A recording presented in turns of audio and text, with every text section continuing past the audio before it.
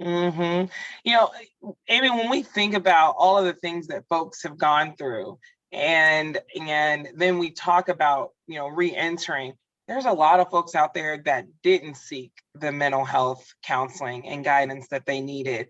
And they're about to get out in front and around people and transitioning into spaces in a more public way.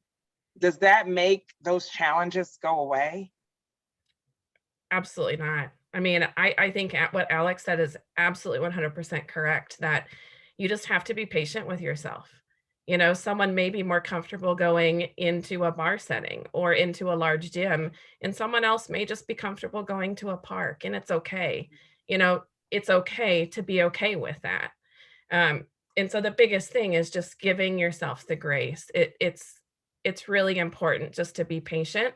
My comfort level is probably different than Alex's comfort level.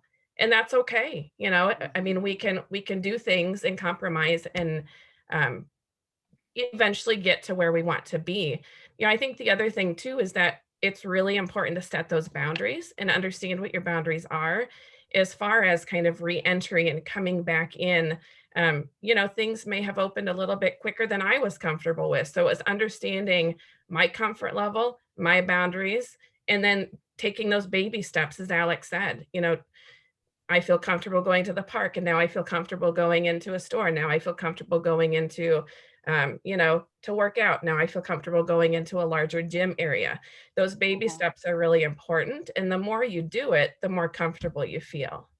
So there's parents out there that still want to keep their kids safe and want to tell their kids, well, the CDC said this and the state of Iowa said this, and this is what we are learning, and so this is what you should do.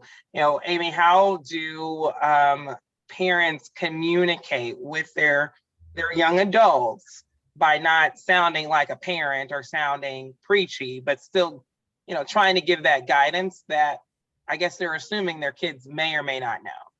Absolutely. I have a young adult child too, so I totally understand. Um, I So what think are you doing, Amy? What are you doing with that child? I think it's truly just understanding, having that conversation with them about what their fears are, or if they don't have fears, what their comfort level is.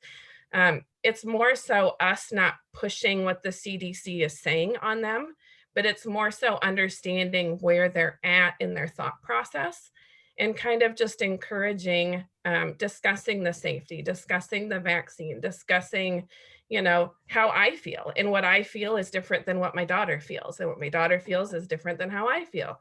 We have difference of opinions on different things with COVID, and that's okay. Um, Mhm, and we can be okay with disagreeing on some things, but it's really mhm. just having that conversation, um, and being open to hearing, what they're thinking and what they're feeling.